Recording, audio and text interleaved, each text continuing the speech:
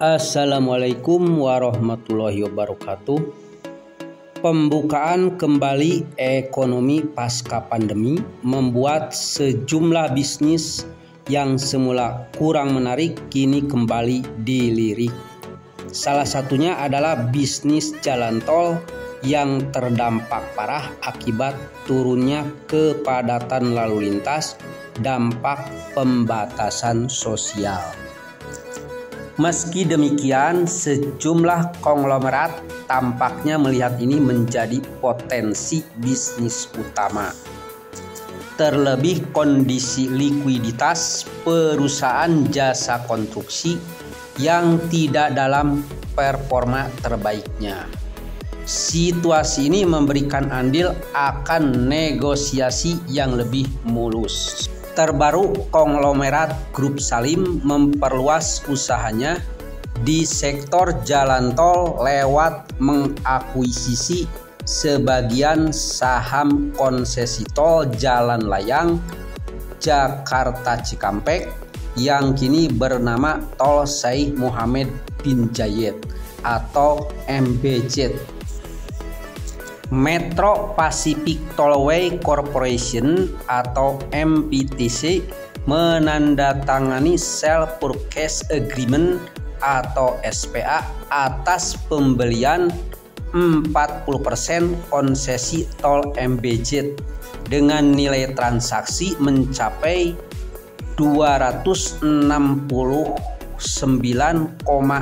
juta US dollar atau setara 4,03 triliun rupiah. SPA telah ditandatangani pada 30 Juni 2022 lalu. Pembayaran atas akuisisi ini dilakukan secara bertahap. Pertama senilai 15 miliar rupiah dilakukan saat SPA. Kemudian pembayaran secara tunai senilai 791 miliar rupiah dilakukan saat penyelesaian transaksi. Sementara yang sebesar 3,22 triliun rupiah juga dibayarkan saat penyelesaian transaksi, namun dalam bentuk promosi note yang diterbitkan MPTC untuk pemilik konsesi MBZ. Metro Pacific Tollway Corporation atau MPTC merupakan anak usaha Metro Pacific Investment Corp atau MPIC, di mana MPIC sendiri terafiliasi dengan First Pacific Company Limited, perusahaan di Hong Kong yang 44,3% sahamnya dimiliki oleh Antoni Salim. Tol MBZ merupakan salah satu portofolio tol milik PT Jasa Marga Tbk atau JSMR. Saat penyelesaian transaksi, saham konsesi tol MBZ bakal dialihkan menggunakan nama MPTC sehingga bakal terkonsolidasi sebagai ekuitas perusahaan terafiliasi. Penjualan jalan tol ini disebut Jasa Marga sebagai aset recycling dan merupakan bagian dari strategi korporasi untuk menyeimbangkan pertumbuhan dan kesinambungan bisnis perusahaan. Corporate Communication and Community Development Group Head Jasa Marga Lise Oktaviana menambahkan, divestasi sebesar 40% dari total 80% saham Jasa Marga kepada PT Marga Utama Nusantara atau MUN saat ini memasuki tahap penandatanganan Conditional Sale and Purchase Agreement of Shares atau CSPA yang dilakukan pada Kamis 36 Juni lalu. Marga Utama Nusantara atau MUN merupakan salah satu anak perusahaan Nusantara Infrastruktur atau META dengan kepemilikan saham 76,51% mengutip data Keterbukaan Informasi Bursa Efek Indonesia. Manuver bisnis jalan tol telah dilakukan Grup Salim sebelumnya pada 3 November 2017. MPTC melalui Metro Pacific Tollways Indonesia membeli saham META.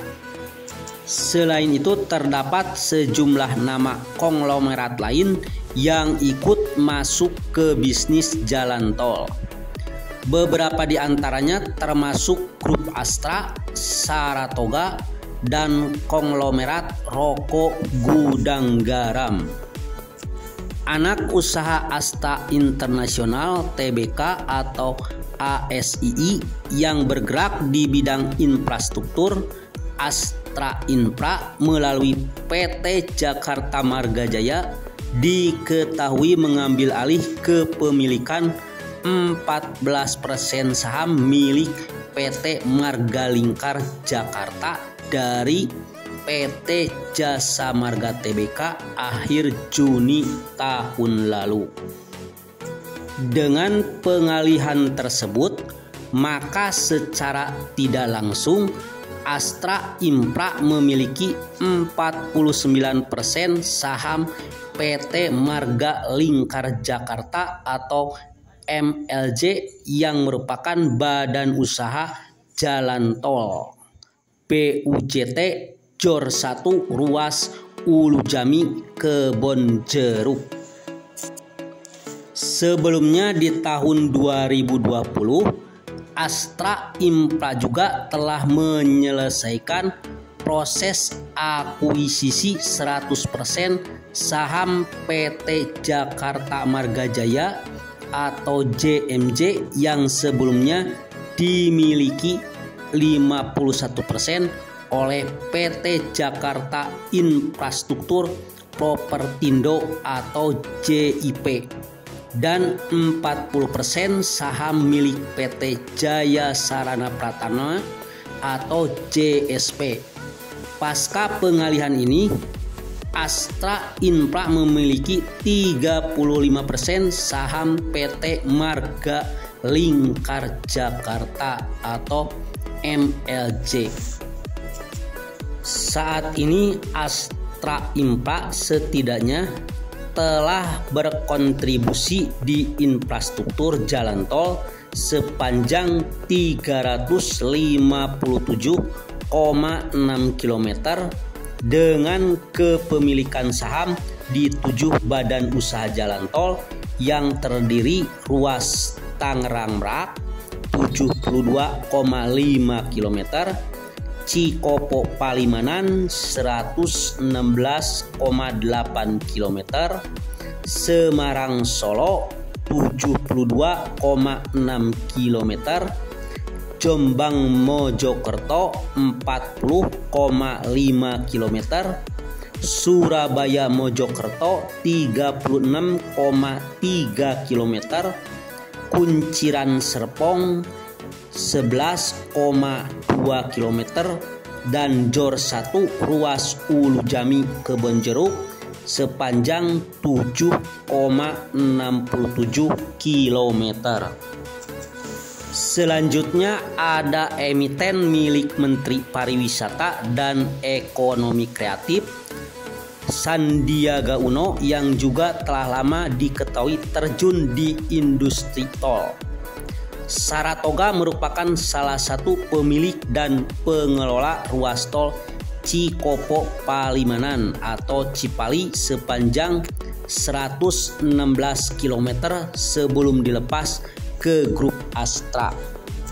Selanjutnya anak usaha Saratoga yakni PT Lintas Indonesia Sejahtera merupakan salah satu pemrakarsa jalan tol Cikunir Karawaci sepanjang 40 km dengan nilai investasi 26 triliun Pelelangan proyek jalan tol tersebut sudah masuk dalam pipeline Badan Pengatur Jalan Tol atau BPJT pada kuartal pertama tahun lalu. Kemudian ada juga nama emiten rokok yang ikut masuk ke bisnis jalan tol akhir tahun 2020 lalu. Gudang Garam atau GGRM masuk ke bisnis pengelolaan jalan tol dengan mendirikan anak usaha baru yakni PT Surya Kerta Agung Tol atau SKT. Dan kala itu disebut-sebut berencana membangun tol Kediri Tulung Agung. Berdasarkan keterangan di Bursa Efek Indonesia, GGRM bersama dengan PT Surya Duta Investama masing-masing dengan kepemilikan saham 99,9% dan 0,1% atas SKA memutuskan untuk melakukan penambahan modal dasar pada SKA. Modal dasar SKA yang sebelumnya sebesar 500 miliar rupiah dinaikkan menjadi 3 triliun rupiah dan modal ditempatkan dan di-store yang awalnya sebesar 500 miliar rupiah dinaikkan menjadi sebesar 1 triliun rupiah atau sebanyak 1 juta saham dengan nilai nominal 1 juta rupiah per saham. Itulah sekilas mengenai para konglomerat Indonesia yang terjun ke dunia bisnis jalan tol. Mudah-mudahan informasi ini bermanfaat. Silakan berkomentar di kolom komentar di bawah ini dan jangan lupa channelnya di subscribe juga. Assalamualaikum warahmatullahi wabarakatuh.